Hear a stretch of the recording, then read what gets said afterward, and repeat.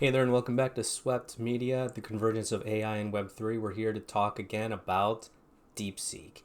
My last video took a look at why Deepseek made such a huge splash in the markets and in the tech world over the past day or two. And now, since then, I've uncovered some narrative changes on. It's mostly American based, and it's American sympathetic types of narratives that say that DeepSeek is bad for a number of reasons, or they at the least raise doubts about what DeepSeek is doing and how it has done that. So we'll dig into those narratives and try to get to the bottom of what they actually mean and whether they're really legitimate. I don't know either way. I think that um, essentially there's going to be good sides and bad sides to any of these major shifts in a market or in an industry that comes so suddenly, like DeepSeek. Although DeepSeek has been around for almost a year in the iteration that we know it as now, it is fairly new. All the attention has been on OpenAI since then, and even before then. But now DeepSeek has come and kind of swept pulled the rug out from under people who thought that all these AI systems, all these LLMs that need to be built, must be billion-dollar operations. So that is going to raise doubts, especially among likely the investors in those billion-dollar companies. Let's see what UBS has to say about it for starters. So recently, this was actually released today, or maybe about 12 hours ago. Intelligence Weekly, number 18, this is one of their newsletters, focus on upcoming results and concerns about DeepSeek. So right there in the headline, we can see that they are concerned, UBS, of course, being a big financial institution. Related to information and technology here, market sentiment on AI and big tech has turned negative following the initial success of Chinese-based DeepSeek's V3 and R1 LLMs, which are reportedly trained at significantly lower training costs with deep discounts on inference. They say that it's market sentiments turning negative. Again, that's a narrative twist. It depends on who you're asking, because I'll bet you if you're in China right now, you're probably loving all this attention. It is a market shift in the positive. And if you're looking at it longer term, if you're a business that needs to use LLMs, if you have access to something that's comparable in quality but significantly cheaper, that's a really good thing for you as a business operator. While DeepSeek's aggressive pricing strategy raises questions on big tech's high capex intensity. Capex is capital expenditure. It's about the amount of money that you put up front for an investment or for something to run your business. We need to understand that DeepSeek's models still have many limitations compared to the frontier models from big tech, coupled with limited transparency so far on training methodology. Hence, we wait for more details during the upcoming tech company results before reaching any conclusions. And ultimately, they recommend investors to stay calm. Don't sell the house. Don't go crazy over this, because we don't know yet what the longer term and even medium term effects of this are going to be. Of course, we know the short term effects. Showed it to you yesterday. So yeah, this is UBS trying to seed a narrative against DeepSeek. And I imagine that over the next month or two, you're going to see a lot of people, news outlets in particular, coming up with a anti-DeepSeek narrative, probably based on the fact that it's based in China, amongst other things. And here's another one I found. This is a pretty well-respected developer, this guy, Mehul Gupta.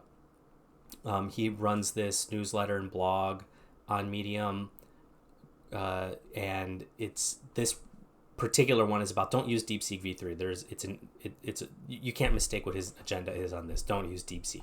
He's done some deep dives into this issue by saying that we shouldn't be using DeepSeek, and here's why. The interesting thing about this one is it was released on January 3rd, so right at the new year. Here we are on January 27th or 28th, and now the market has reacted to DeepSeek. This guy appears to have been ahead of the curve on this, telling us not to use DeepSeek. Let's see why. He puts a bunch of YouTube channels to explain to us why not. He states, number one, it's highly biased with Chinese ideology. This is something that I've mentioned before on this channel, where you can program an AI to lie to you based on the prompts that it has been given, its outputs can be biased by the people who coded the AI in the first place. It can be hard coded, and the AI will not be able to change that aspect of how it creates outputs. So let's see some of the inputs he tried. Who does Taiwan belong to? Sorry, I can't do it. To whom does Arunachal Pradesh belong to? Can't do it. Those are two disputed regions, at least from China's perspective. Of course, American perspective is Taiwan. It's its own country. And Taiwanese people, of course, believe that as well. Arunachal Pradesh is another region in northeastern India, if I'm not mistaken, that again it's contested by China as being Chinese territory. So we're seeing Deepseek refuse to give an answer essentially on those questions, likely because it's been programmed to do that. ChatGPT does the same exact thing, and we saw what happened when Google launched its version of AI, what it did when you wanted it to give you image generations of the founding fathers of the United States. It also had extremely biased answers. Let's see what else this guy has to say. You must ensure you have legal this next part is, it's a hot topic for AI in general. Who actually has control? Who has the copyright of the outputs that an AI generates? Is it the person who made the prompt because they're the ones who are training it and leading the AI to give a response that it wants? Or is it the AI itself because it's the one generating the response in and of itself? You must ensure you have the legal rights, licenses, and permissions to submit any data. This is the policy for Deepseek. You alone are liable if your inputs or outputs breach any laws or regulations. So what it's saying is the AI has no legal responsibility based on the inputs that you give it as the prompter or the outputs that it generates based on your prompt. If you are breaking the law by giving an input or by asking for a particular output, it's not on the AI, it's on you. You're the operator, you're the one who's in control. So it seems like Deepseek creators have basically said, like, look, we don't own any of the outputs, we don't own any of the content that it's created, it's all on you, which is an interesting path to take. He writes here, that is the author of this blog, Deepseek claims that under certain conditions it may use its inputs and outputs to maintain or improve its services, which means it's going to store what you're typing and what it has generated, despite assurances of secure encryption and de-identification. So even though the data is encrypted, the AI itself has access to it and can use that data that is given to it via training and prompting to improve itself or improve other responses. That's a little questionable, but I wouldn't be surprised if other AI do that as well. Do I own the codes generated from Deepseek v3 or does it belong to Deepseek v3? Based on the provided terms, Deepseek retains the intellectual property rights to the content it provides. All right, so that's a little different from what I took it to mean before, including any code generated by Deepseek. This means that the code generated by the AI would belong to Deepseek, not you as the user. Ooh. Now, this debate is not new. In fact, there are lawsuits against OpenAI about the same thing. Here's one from just yesterday, actually. Who owns AI output? Why recent cases against OpenAI could redefine copyright. Who owns the copyright to the content generated by an AI? Who owns the copyright? The AI creator might be compared to the camera maker, while the AI user who prompts the creation of a specific work might be compared to the photographer who uses that camera to capture a specific image. This is Christopher T. Zerpoli, the legislative attorney at the U.S. Congressional Research Service. So what they're debating here is the proponents of stricter AI regulations say that LLMs like ChatGPT benefit too much from copyrighted materials, essentially scraping yours. That's data scraping. On the other hand, OpenAI and its AI allies contend that such data is necessary for innovation and that fair use policies offer sufficient protection. So what ChatGPT is saying, or OpenAI is saying, is, yeah, we scrape all that data, as much data as we possibly can, and once it's in there and once it's in our structured databases, we can do whatever we want with it as long as it's within the confines of the fair use laws, fair use policies under American law. But other people are saying that it's not quite that clear cut, because if someone is if I or you, for example, want to make an image and we train it again and again, that is the AI that we're using to generate an image, it was a creative process that came from it's our brainchild. We simply use the tool to create that image. But we'll see what the law has to say about it. And of course, what we see here is Deepseek is taking the position that, yeah, they own it. And it seems like OpenAI is taking that position as well. Now, another narrative here is Deepseek's popular AI app is sending US data to China. Now, bear in mind, this is Wired. I think that they're one of those news outlets that have essentially lost all credibility in the world. And this may be a reason why. So I read this article already. The headline itself is sensational. Popular AI app is explicitly sending US data to China. This it's not a misnomer. This isn't a false headline, but the way that it's phrased makes it seem like it's a very big problem.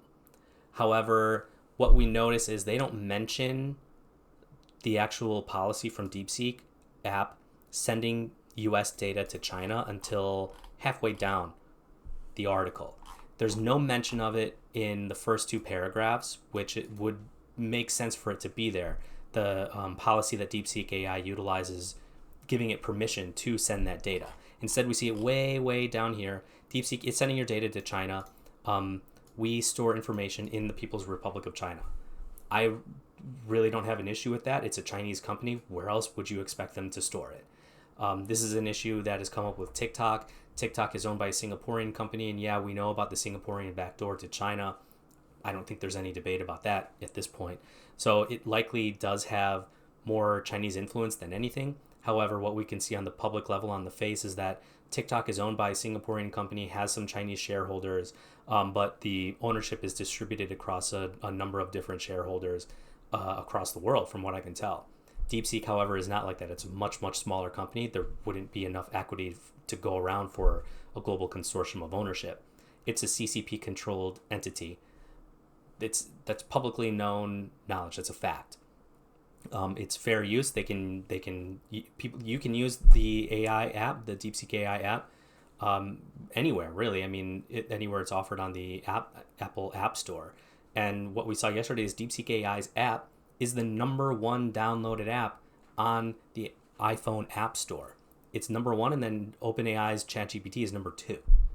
Okay, so that tells us what we need to know about that. If you don't like your data being sent to China, I mean, that's a whole other debate. That we can go on for hours about that topic. So another narrative that we see is, how is Deepseek using NVIDIA chips when NVIDIA chips aren't supposed to be in China at all? This is an interesting question. Let's take a look at the TLDR. A Chinese AI lab, Deepseek, utilizes tens of thousands of NVIDIA chips, positioning its R1 model as a top competitor against leading AI models. And note the date. Again, this stuff is only coming out now. They probably have been using these chips for months and months, but only now that they've made their impact and shown what they can do with such a small budget are these stories coming out. This is called spinning up a narrative. Despite U.S. export restrictions, Deepseek reportedly has significant access to advanced chips. The lab focuses on software-driven optimization and open-source collaboration to advance AI technology. So there it is. They have the chips. What are you going to do about it?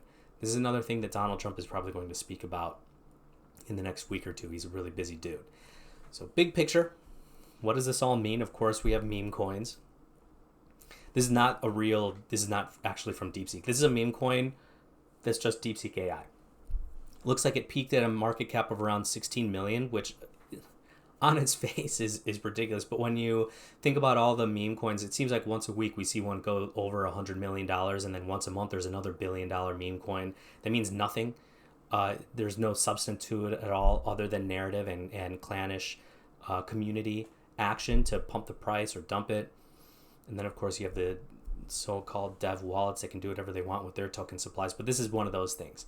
Deepseek is making a splash across the markets and across the, I guess you could call it the zeitgeist of our culture. So keep your eyes open for those narratives that get spun up from mass media over the next few weeks and months, assuming Deepseek is able to continue operating in the United States or around the world. Something might happen to it, who knows? but I don't think it's going to go anywhere. And I think that the vitriol against it is going to get ramped up, mainly because of the China aspect. So we will be back most likely to talk about DeepSeek later on. Thanks for tuning in. See you next time.